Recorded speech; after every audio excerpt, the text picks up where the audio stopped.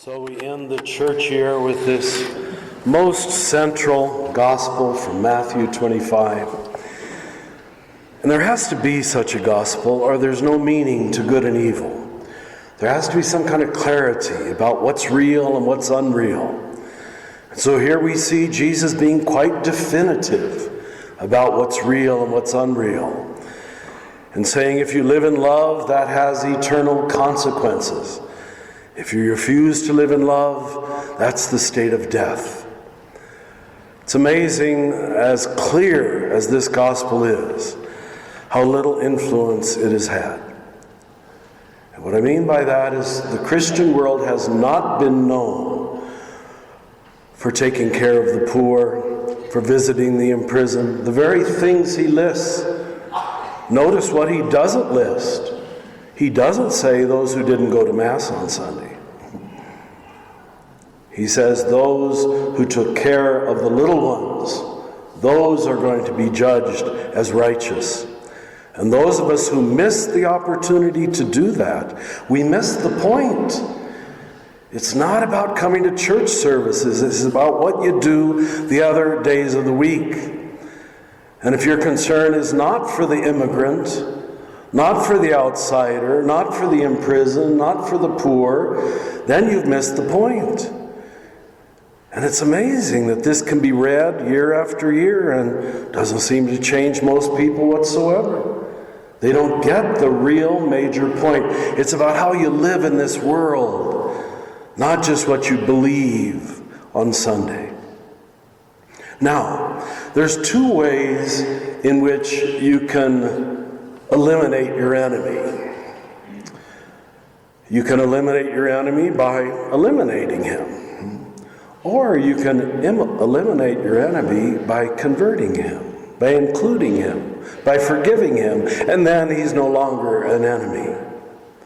And that message is given away in the second reading from St. Paul. I hope you are listening closely. He says, first Christ was raised up, and then all others, he says all, in proper order. First Christ, and then he is a promise of what God is doing everywhere and all the time. And the final verse was, in the end, God will be all in all. Check it out. 1 Corinthians 15. His entire theology of resurrection is that God is resurrecting everything. We crucify everything, and that's a mistake and stupid and wrong. But the wonderful good news is that God is big enough, God is God, and God can also forgive his enemies.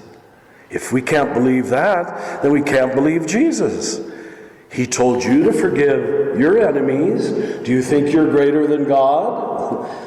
So God forgives his enemies, transforms his enemies, and makes his enemies into friends. Now first you have to start with clear-headed thinking. There is good and there is evil. There are sheep and there are goats.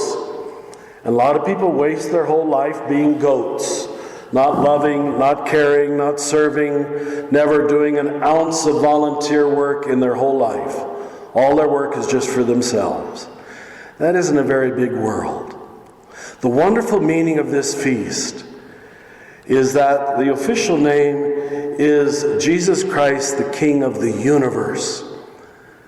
It's trying to say that the entire pattern of reality is going to end in the triumph of Christ. When God wins, God wins. God doesn't lose. God's love will be triumphant in every life, even those, it seems, who reject it till the last bitter moment. And that's probably what Catholics meant by their belief in purgatory, that God could still get at us. Who could see infinite love and not surrender to it? It would be impossible. And of course, the immense regret you must feel, the immense waste of time that you had 70 years or 80 if you were strong, as the psalm says, and you never got the point. That it's all about love. It's not all about attending church services. I'm glad you came. I hope you're glad I came. But just because we come into this room, that doesn't mean very much at all. We've had generations of Catholics who come to church every Sunday and have never loved anybody.